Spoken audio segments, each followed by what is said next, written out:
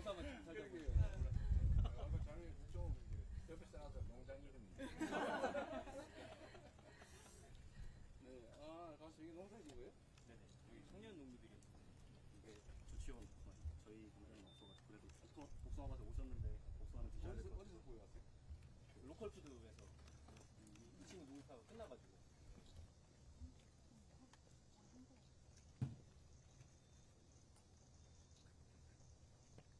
노일 농장 그 맛을 봐야 되는데. 진짜 맛있는데. 저희 국정원은 뭐 하는 거예요? 저는 국화를 키우고요. 네, 국화인데. 허브도 키우고 있고 여러 가지 하는데 제가 농사지은 청주 새로운 국정원에서 불법적으로. 사업을 확장해 보고 6차 산업 준비하고 있습니다. 이 수박은 누가 농사진 거예요? 제가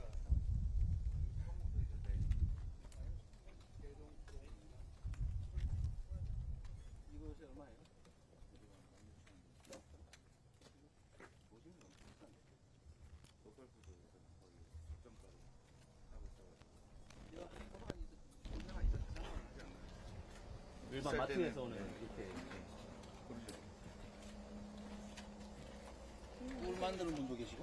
네, 그건 제가 생산하고 있습니다. 왜 두근두근이에요? 제 이름이 주군이거든요. 두근두근. 와이프가 저를 보면 항상 두근두근.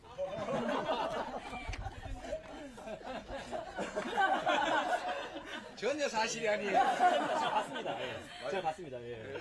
아니 자기 부인이 본인 보고 두근두근 한대잖아요. 그렇게 말하는 거 제가 봤습니다. 제가. 감사합니다. 네, 맞습니다. 미안합니다 오해를. 꿀농사도 지시고. 네. 또 꿀맛을 한번 봐야지. 곤 한꿀 좋아하시나요? 아니 뭐 아무거나 진짜 잘 먹겠는데. 네, 이거는 좀 쓴맛이. 그래? 네.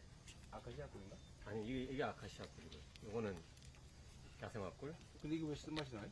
밤꿀 원래 밤꿀이 원래. 밤꿀이에요? 네. 밤꿀 뭘로 드릴까요? 밤꿀로 한번 먹어보죠.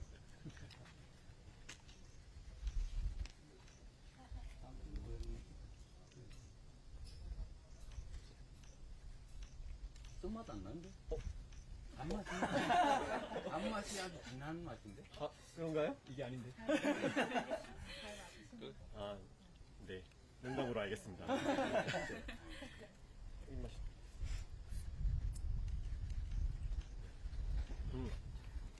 쓴맛이 좀 약합니다. 왜냐면은 기후가 자꾸 변하는 바람에 밤꿀이 생산이 조금 그렇게 되고 있어요. 헛개꿀이랑 같이 피는데 헛개가 좀 들어간 거. 헐게? 네, 헛개나무. 헐게도 먹을 수 있어요?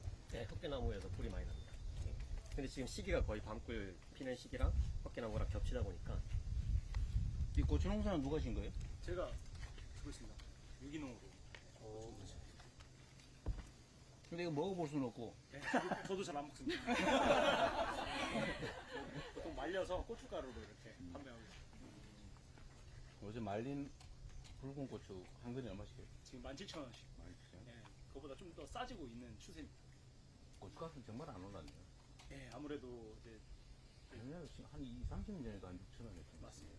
이게 아무래도 정부에서 수매를 해서 이렇게 좀 가격을 안정세를 만드는 과정인 것 같아서 힘든 거에 비해서는 조금 덜 오르는. 그러니까 이 고추값은 진짜 안 올랐네. 네, 맞습니다.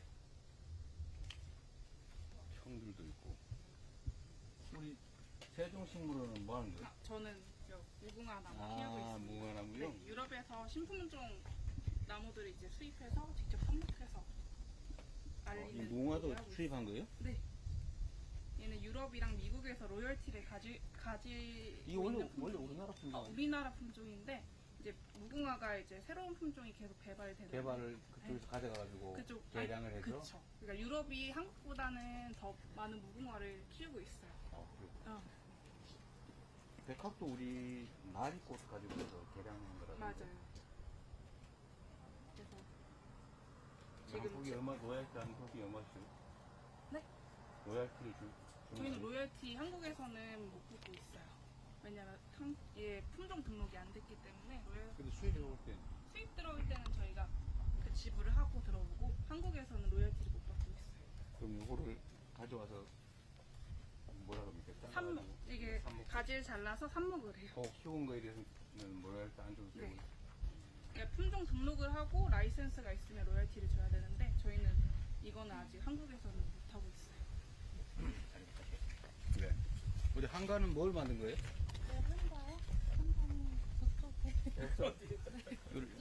어디 있어요? 갖다 주시기로 했는데 네. 아직. 이렇게 울금을 좀 인사 지어가지고 울금 뭐예요? 네, 울금이 강황이라고 하는 건데 카레 만드는 강황을 우리말로 울금이라 그래요? 그러면? 원래는 뜰린데 요즘에는 이제 다 같이 혼용해서 쓰고 있습니다. 강황과 울금이 다른 건데 비슷한 거다. 예. 그래서 이게 원래 울금이 좀 드셔보시면 되게 텁텁해요. 그래서 병충해가 없이 키울 수 있는 그 작물 중에 하나여서 저희가 가공을 하면 네. 이 울금 이거 얼마짜리? 이게 14,000원입니다. 이거 좀 차 먹을 때 이렇게 손쉽게 갖고 가라고 저희가 좀 이렇게 손쉬운 선물 정도로 이렇게 만들었어요. 세종한가의 네. 안서영 대표님. 네. 14,000원? 네, 14,000원입니다. 누가 하나 사주세요.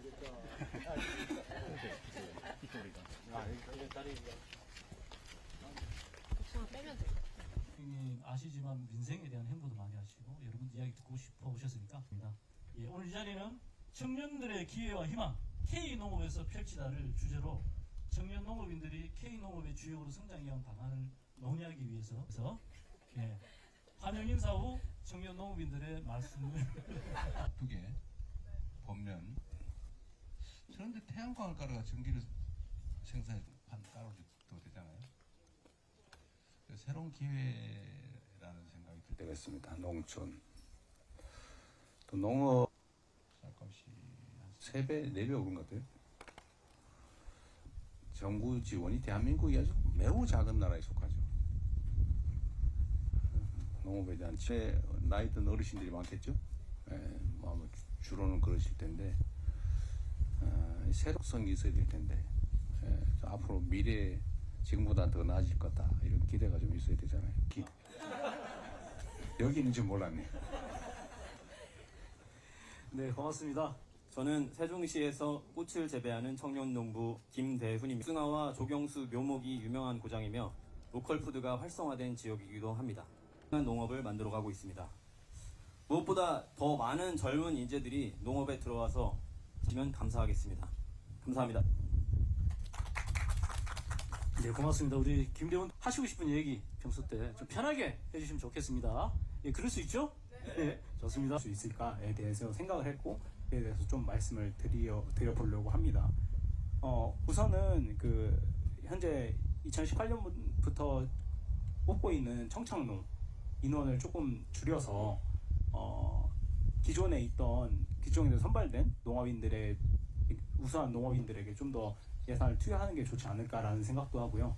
그리고 그 너무 급박하게 들어오다 보니까 준비가 되어 있지 않는 농업인들이 많은 것 같습니다. 그래서 조금 공부를 하고 들어올 수 있는 그런 제도도 필요하다고 생각이 들었습니다. 그렇게 하기 위해서는 좀 농업인의 세분화가 필요하다는 생각이 좀 들었거든요.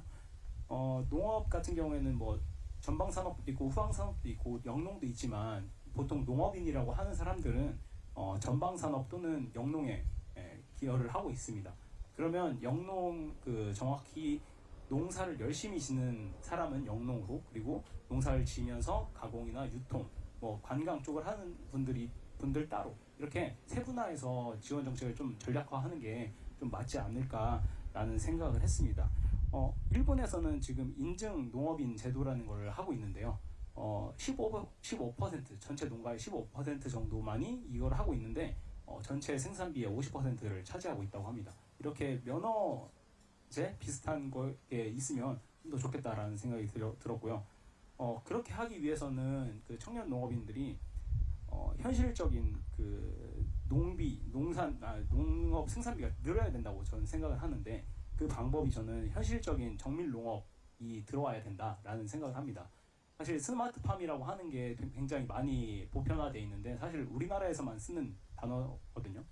다른 데서는 정밀 농업, 디지털 농업 이런 식으로 표현을 하는데 스마트팜이라고 하면 너무 한정적인 그 영역에만 국한되어 있기 때문에 정밀 농업으로 넘어갔으면 좋겠다라는 생각이 들고, 그게 이제 너무 가볍게 농업인들에게 다가가는 게 아니라 당장 그 지금 종자가 너무 좋아져서 뭐 고추 같은 경우 예를 들면 생산량이 엄청 많이 증대가 됐어요. 그러니까 생산량이 아니라 생산할 수 있는 한계 수량, 그 품종에. 근데 기존 농법을 계속 활용하다 보니까 그 한계 수량에 전혀 미치지 못하는 그런 상황이 되고 있습니다. 그래서 농법을 좀 더 바꾸고 거기서 좀 더 정밀하게 할 수 있는 방법을 고안해내는 것이 농업인에게 좀 더 좋겠다라는 생각이 들었고요. 제가 이거는 제가 올해랑 내년에 좀 보완을 하고 있는 건데, 제가 충북대학교 박사님이랑 그 연구를 조금 진행하려고 올해 진행을 했었는데, 어떤 거였냐면 농업의 기초 연구가 너무 안 돼 있다 보니까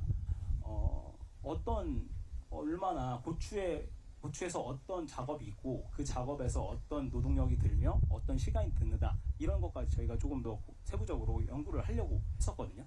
근데 올해는 제 개인적인 사정으로 안 됐지만 내년에 진행을 할 거고, 그리고 이제 올해 제가 혼자서 했던 거는 고추가 너무 더울 때 따다 보니까 심는 시기를 늦춰서 6월 중순 정도에 이제 심고, 그 전에는 양파를 하는 이모작 형식의 농법을 취하려고 해서 제안서랑 사업계획서를 다 써서 농업기술센터에 제출했더니 예산이 없다라는 얘기를 들었거든요. 그런데 이런 농업인들이 늘어야지 자생을 한다고 생각을 하는데, 그렇게 하고 싶은데 이제 너무 정책 예산이 내려오는 연구들은 탑다운 방식으로 돼 있다 보니까 바텀업 형식으로 되는 그런 루트가 필요하다라는 생각이 들었습니다. 지금 농진청에서 진행을 하고 있긴 한데 법인만 참여가 가능한 그런 좀 큰 규모의 연구다 보니까 좀 농업인들이 할 수 있는 연구들이 있는 바텀업 형식의 연구를 취할 수 있는 게 필요하다는 생각이 들었습니다. 궁극적으로는 사실 매력적인 농업을 만들어서 농업이 조금 문화화 되었으면 좋겠다는 생각을 가지고 있습니다. 긴 말 들어주셔서 감사합니다.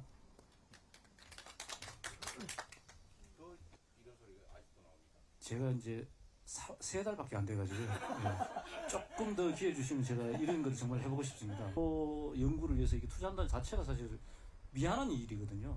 그래서 그런 부분에 대해서 우리 장관님과 잘 상의해서 이야기 드리겠습니다. 그리고 개인적으로 데이터가 아무것도 없습니다. 그래서 그 기반 데이터를 만들기 위한 초안을 짰었고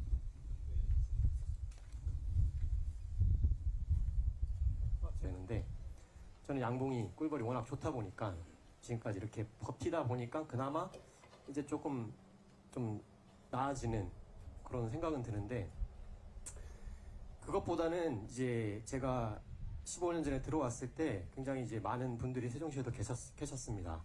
한 100명 이상의 양봉 연구회 회원들도 계셨고, 그 다음에 뭐 취미로 하시는 분들도 굉장히 많았었는데, 여전히 그분들이 지금도 계시고, 지금은 그 100명이라는 숫자가 60명으로 줄었고요.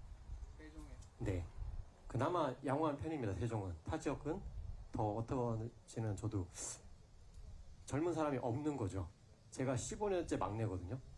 중간중간 새롭게 하겠다고 들어와서 이렇게 해보겠다는 친구들이 있었지만 결국은 한 1, 2년 하다가 다 돌아갔습니다. 그래서 저는 이제 뭐 다른 농업 분야도 똑같을 거라고 생각을 해요. 뭐 양봉뿐만이 아니라. 제가 가장 지금은 좀 약간 부정적으로 많이 생각을 하고 있습니다.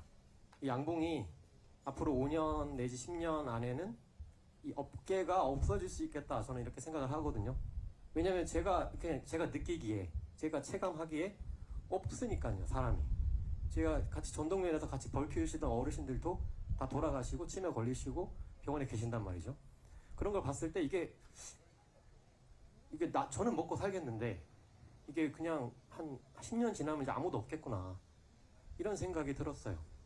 그리고 이제 그게 파급 효과가 굉장히 클 거라고 저는 생각을 해요. 왜냐면 지금 여기 계시는 농부들도 벌과 연관이 없는 작물이 별로 없거든요. 복숭아도 그렇고 수박도 그렇고 딸기도 그렇고, 벌이 없으면 결과적으로 이 파급이, 예전에 제가 시작했을 때는 벌값이 8만원 이 정도면 충분히 가능했었는데 지금은 25만원 이 정도 수준으로 올라갔어요.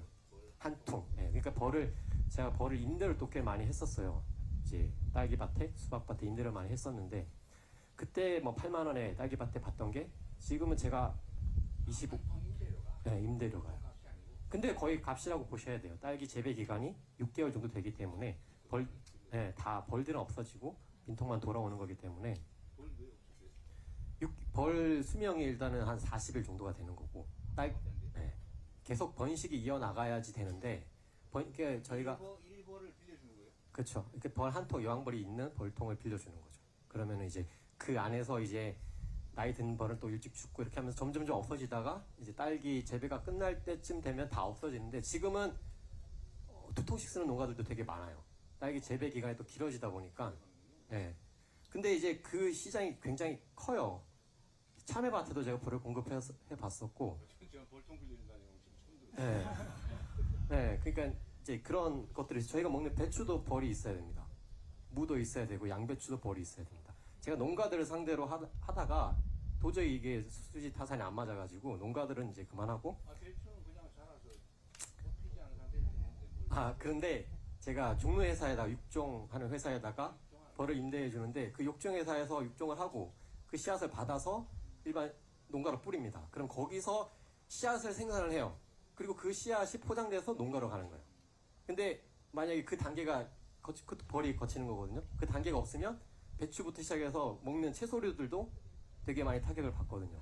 근데 제가 느꼈을 때는 양봉이 되게 소외되는 그런 품목 중에 하나라고. 양봉을 지원을 해줘야 되겠네. 안 그러면 농사를 못 지겠네. 네, 맞습니다. 그래서 벌이 이제 가장 기후위기에 가장 또 중요한 얼마 전에 대량 회사안이 있죠.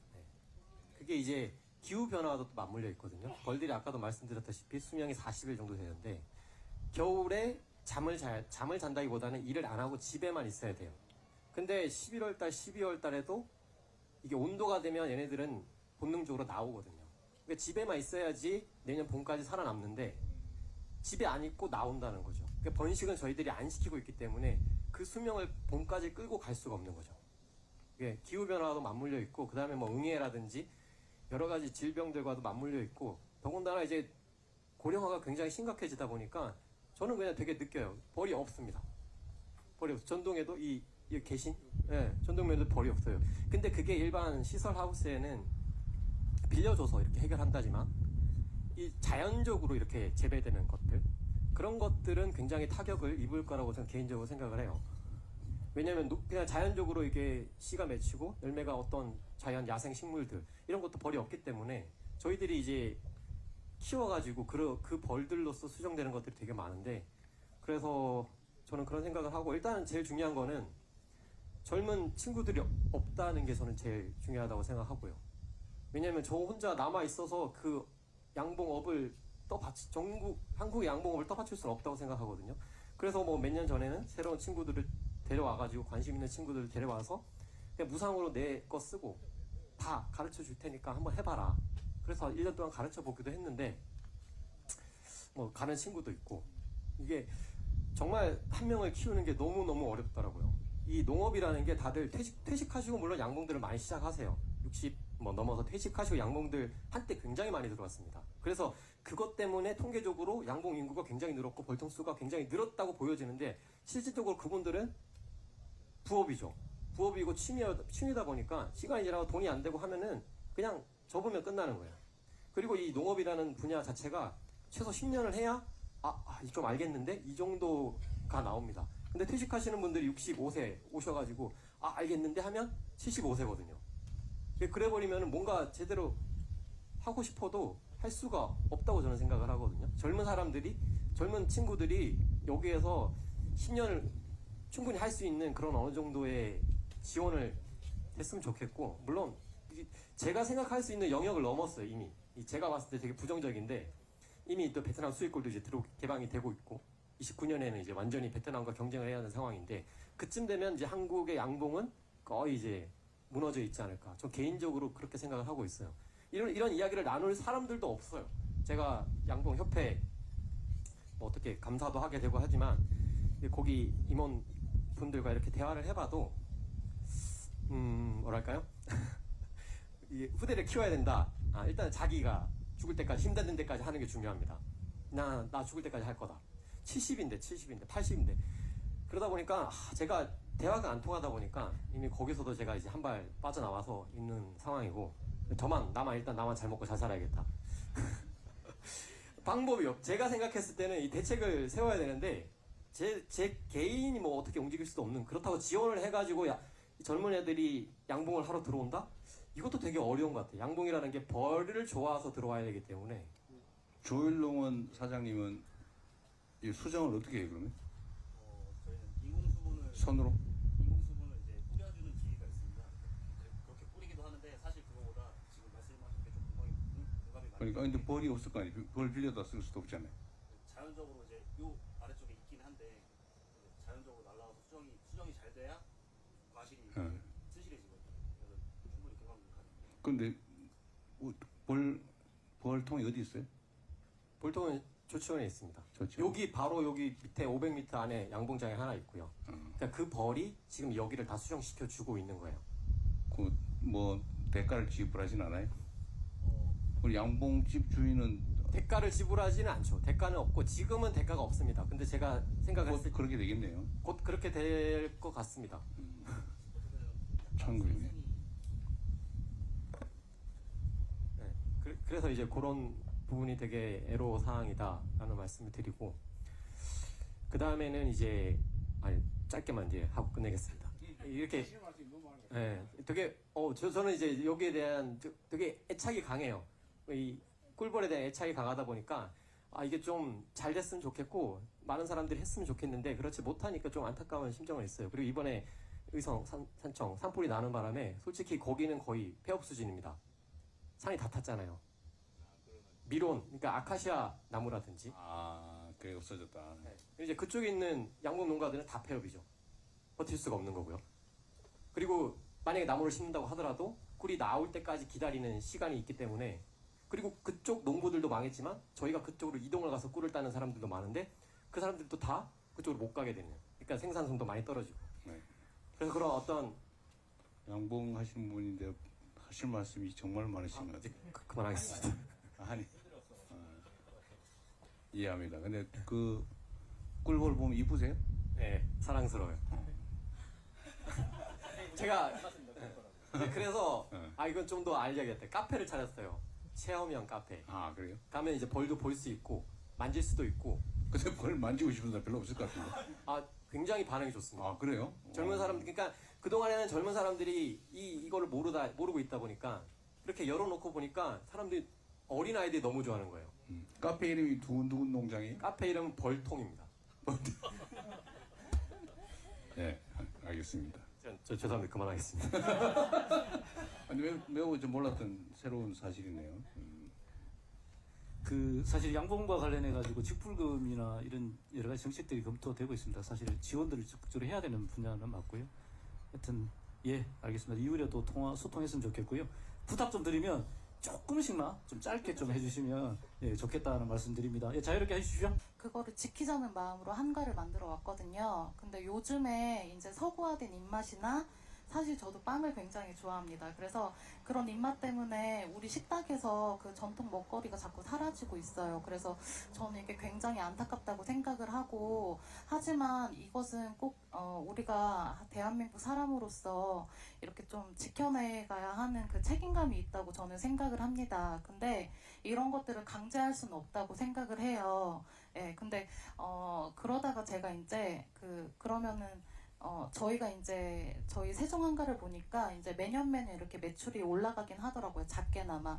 그리고 이제 로컬 매장에 저희 한가가 나가 있는데 이 한가를 도대체 어떤 사람들이 구매를 하나 봤더니 저는 어르신들이 구매를 할 줄 알았는데 아이들이 구매를 하는 거예요. 그래서 나중에 보니까 이게 아마 저희 세종시는 굉장히 좀 사례가 좋은 편인데 공공급식에 그 한과가 그리고 전통 먹거리들이 나가고 있습니다. 그래서 제가 듣기로는 이제 그 학교나 아니면은 그 학부모나 뭐 이런 쪽에서는 아이들이 좋아하는 음식, 간식이나 아니면 과일 같은 거를 좀 늘려달라고 해주시는데, 다행히 이제 세종시에서는 그래도 이제 지역 농산물을 활용한 전통 먹거리이기 때문에 이런 것들의 비율을 이렇게 그래도 맞춰주자 하면서 계속 지켜나가지고 계세요. 근데 제가 이 전통을 어떻게 지켜야 되나라고 생각을 했을 때, 저한테는 그 3살 버릇 80까지 간다라는 속담이 와닿았던 게 뭐냐면, 어렸을 때 자연스럽게 이렇게 익혔던 것들이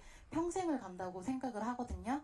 그러니까 그런 것처럼 그 아마도 우리 세종시 아이들 같은 경우에는 한과를 급식을 통해서 어렸을 때부터 이렇게 먹기 때문에 전통 음식에 대해서 이렇게 거리감이 많이 없을 거라고 생각을 해요. 근데 저희가 이렇게 전국 한과 모임을 해보면 저희도 벌꿀하고 똑같이 한과가 굉장히 줄어들고 한과를 많이 안 먹는 사람이 생기고 제사나 이런 것들도 많이 없어지기 때문에 저희도 이제 부모님 세대 분들만 그냥 우리끼리만 하고 자녀들한테는 물려주고 싶지 않아 너무 힘들어라고 하시면서 접는 분들이 굉장히 많으세요. 그래서 저는 저희 세종시처럼 이런 좋은 사례들이 다른 지역에도 좀 많이 이렇게 퍼져서 좀 그 기관에서 같이 그리고 좀 되게 자연스럽게 어렸을 때부터 이 전통 먹거리 그리고 이게 결국에는 식문화와 연결이 되는 거거든요.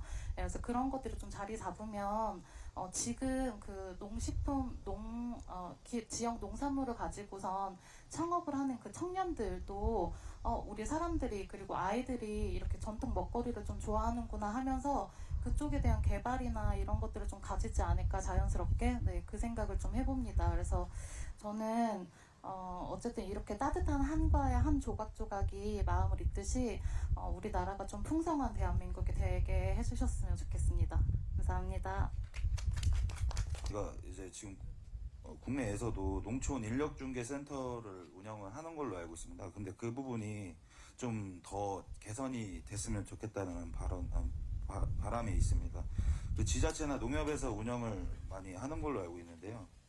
그러니까 실질적으로는 그 인력들이 잘 수급이 되지 않고 있고, 그리고 그 많은 인력들을 이제 필요로 하는 농민들이 필요로 하는 인력들이 충족되지가 않고 있습니다. 그러다 보니까 지자체에서도 이제 지자체나 농협에서도 이제 다른 외국에서 이제 뭐 소통을 잘 하셔가지고 이제 모셔다 오든 해가지고 같이 함께 할 수 있는 그런 시스템을 좀 더 개선을 해서 이제 농촌 인력들을 좀 충족을 시켜주셨으면 좋겠다라는 생각을 하고 있습니다. 감사합니다. 요새 거의 12에서 15만 원 사이라고. 12만 원, 15만. 예. 외국인 노동자들? 예. 우리 내국인들은 애초에 그 가격에 오질 않습니다. 더 주거나 그러지는 않고. 예, 그리고 오신다고 해도 더 줘야 되지만 더 준다고 해도 안 해요? 외국인들만큼 하질 않습니다. 그리고 그만큼을 요구를 하면 애초에 다시는 안 옵니다. 그런 악순환이 계속 반복되다 보니까 이제 저희들도 농민들 입장에서는 외국인들을 찾을 수밖에 없고, 찾다 보면 이제 또 없으니까 불법 체류자 말고는 사실 구하기가 정말 힘듭니다. 그 조일농어 사장님 저 일당 20만 원 준다 그러지 않았어요? 네, 작업 종류에 따라서 정에 따라서? 고급 인력이니까 20만 원. 고급 이게 인력. 약간 인종차별하는 느낌이 딱 들긴 한데, 알겠습니다. 실제로는 12에서 15만 원. 네, 알겠습니다. 에 필요할 때마다 파견하는 이런 형태로 좀 사업을 확장하려고 하거든요. 그러면 농장 입장에서는 그 인건비를 좀 절약할 수도 있고 원할 때만 쓸 수 있고 뭐 이럴 것 같고요. 예, 그래서 그거를 좀 확대를 하려고 그러고, 그 계절근로 8개월도 너무 적다는 의견이 많아서 이거는 법무부랑 협의를 해서 일 잘하는 계절근로자의 경우에 좀 기간을 늘릴 수 있는 방안, 요거를 좀 검토를 하고 있습니다. 그래서 그 인력 문제는 그 어디 가나 제일 중요한 문제이기 때문에 저희들이 그거는 가장 중요한 우선순위로 두고 좀 검토를 이렇게 좀 해서 해결하도록 그렇게 하겠습니다. 예. 감사합니다. 예, 그다음에 아까 대통령님이 이게 저기 우리 두근두근 대표님 말씀하신 것 때문에 지금 좀 안타까워서 지금 그 벌하는 농장들이 전국에 양봉하는 농장들이 27,000호 정도 되는데 청년들이 너무 적습니다. 그래서 아주 조금 소수로 50군 이상 하고 40세 이하인 청년 그 양봉 농가를 1년에 10명씩 뽑아서 사실 저희가 좀 훈련을 하고 있는데요. 너무 숫자가 적고, 그 다음에 이제 제일 기본은 밀원수가 너무 부족하다는 데 있습니다. 그래서 지난번에 저희가 산불 산사태 논쟁에서도 그 이야기가 많이 됐는데, 침엽수보다는 화렵수를 심어야 되는데 화렵수의 대표가 사실 밀원수입니다. 그래서 산불 난대, 그 다음에 침엽수 사이에 내화수림대를 조성할 때 밀원수를 지금은 1년에 한 40헥타 조성하고 있는데, 요거를 좀 대대적으로 확장을 해서 그 양봉하시는 농가들한테 도움을 드리려고 그렇게 준비를 하고 있습니다. 밀원수라고 하는 게 꽃피는 나무를 말하는 것 같은데 아카시나무, 예, 이런 것들. 아카시아 예. 말고는 어떤 나무? 헛개나무, 아카시나무, 그러니까 예. 어떤 나무들이 있어요? 헛개나무, 아카시나무 이런 것들이 대표적입니다. 밤나무도, 예, 밤나무, 엄나무, 예. 그래서 그런 그 화렵수, 우리 밀원수들을 그 내화수림대로 조성을 하면 산불 산사태 걱정도 해소하면서 우리 좀 양봉 산업에도 도움을 줄 수 있을 것으로 보입니다. 임수연이라고 합니다. 네. 저는 너무 떨려서 그냥 제가 떨려서 그냥 저는 제가 적은 거를 읽어보도록 하겠습니다. 오늘 저는 우리나라 농업 정책의 중요한 문제 중 하나인 농업인 기준의 느슨함과 이를 개선하기 위한 농업인 기준 강화 방안에 대해 말씀드리고자 합니다. 먼저 현행 농업인 기준이 지나치게 완화되어 있다고 생각합니다. 현재는 일정 면적의 농지만 있으면 누구나 농업인 등록이 가능합니다. 이로 인해 실제로 농업을 업으로 삼지 않는 사람들, 즉 겸업 목적이나 투기 목적으로 농업인 등록을 하는 사례가 적지 않습니다. 이러한 구조는 정책 자원의 분산과 왜곡을 초래합니다. 한정된 직불금과 보조금이 실제로 농업에 전념하는 청년 농업인이나 전업농에게 집중되지 못하고 있습니다. 또한 세종시 같은 경우는 농지를 투기 목적으로 확보한 사람들이 늘어나면서 정작 농지를 필요로 하는 청년 농업인들의 진입 장벽이 더욱 높아지고 있는 것이 현실입니다. 그래서 저는 세 가지 방안을 생각을 해봤습니다. 첫째, 경작 실적 중심의 인증 강화입니다. 단순히 면적이나 매출 기준이 아니라 일정 기간 이상 실제로 농사를 지은 기록, 생산과 판매 증빙을 확인하는 체계가 필요하다고 생각합니다. 두 번째로는 겸업 및 투기 목적 농업인의 배제입니다. 농업에 소득이 과도하게 많은 경우 혹은 농지를 보유만 하고 경작하지 않는 경우에는 농업인 자격에서 제외돼야 된다고 생각합니다. 셋째, 청년 및 전업농 중심 지원 체계 구축입니다. 기준을 강화하되 그 자원을 진짜 농업을 하는 사람들에게 집중해야 합니다. 특히 농업에 뛰어드는 청년들에게 더 두텁게 지원할 수 있도록 정책 우선순위를 조정해야 합니다. 물론 이 과정에서의 보완책도 필요하다고 생각합니다. 창업 초기 청년 농업인들에게는 일정 기간 유예를 주거나 그 기간을 충족할 수 있는 시간을 마련해 줘야 된다고 생각하고요. 고령 농업인들에게는 단계적인 조정을 통해서 혼란을 줄일 필요가 있다고 생각합니다. 나아가서 디지털 농업인 인증 시스템을 도입을 만약에 한다면 행정 절차를 간소화하고 투명성을 확보할 수 있어서 농업인들에게는 편리하게 또는 담당 공무원들에게는 업무가 과중되는 일이 줄어들 거라고 생각이 됩니다. 지난달 8월 13일 나라재정 절약 간담회를 제가 좀 인상 깊게 봤는데요. 그때 대통령께서 씨 뿌릴 씨앗이 부족하다고 말씀해 주셨는데 물론 씨앗도 중요하지만 그 좋은 씨앗만큼 중요한 것이 땅이라고 생각을 하거든요. 그래서 그 좋은 땅이 잘 선별될 수 있도록 기준을 강화해 주셨으면 좋겠습니다. 이제는 숫자상 농업인의 확대가 아니라 실질적 농업인의 육성이 중요한 시점이라 생각되오니 대통령님께서 이 방안에 대해 깊이 고민해 주시고 현장에 적용해 주셨으면 합니다. 경청해 주셔서 감사합니다. 제가 올해 연초하고 그리고 이제 지난달 같은 경우는 면사무소 만약에 그 정말 말씀하신 대로 투기 목적으로 300평 사놓고 또 납세하는 문제까지에 대한 주제에 대한 이야기를 스스로 좀 진행되고 있고 아마 진행될 예정이라는 이야기 좀 드리겠습니다. 네, 이상입니다. 임차농도 인정을 해주죠? 임차 계약서가 있거나 하면?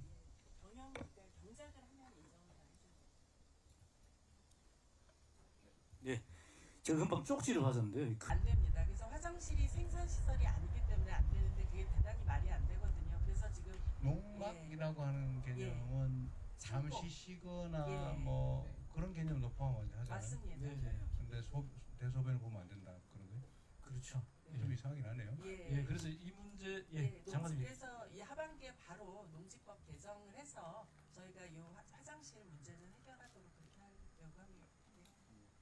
조금 보태면 이제 가장 우리 청년 창업농. 아, 네. 파이팅 다 할까요? 청년 농업 파이팅. 네. 청년 농업 파이팅! 방송 한번 들어오세요. 다 일로 오세요. 청년 농업 파이팅! 자, 응원합니다.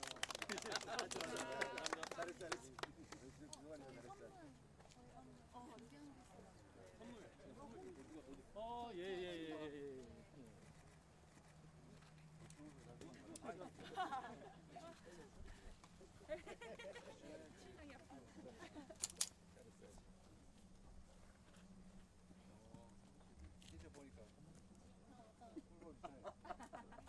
만드신 건데요. 5대째 지금. 근데 연세가 많으셔가지고 생산을 이제 중단하셨답니다. 근데 안타까운 게 그분이 이제 후계자가 없으셔가지고 지금 내가 농사지. 네. 민간문화재를 등록을 신청을 하셨는데 1년째 지금 안 나오고 있어요. 그래서 되게 안타까운 명맥이 끊겨야 되는 그런 안타까운. 이제 대장쟁이니까. 예, 그렇죠. 마지막 남은 세종시 마지막 남은 대장장이신데 후계자가 지금 찾고 계신데 민간문화재가 되면은 그 후계자 찾는 데 좀 도움을 후계자 되면 한 달에 한 200만 원이니까. 예. 그래서 좀 신청을 했는데 1년째 지금 안 되고 있어요. 이게 뭐 소식이 없대요. 하라는 얘기가 아니죠. 아니 근데 그래도 좀 이렇게 생각을 해주시면. 이게 함께 일구자는 의미로 이렇게.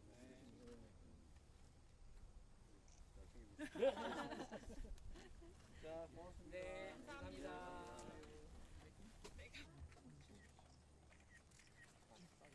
감사합니다. 다 나오게 한번 찍어주세요. 네,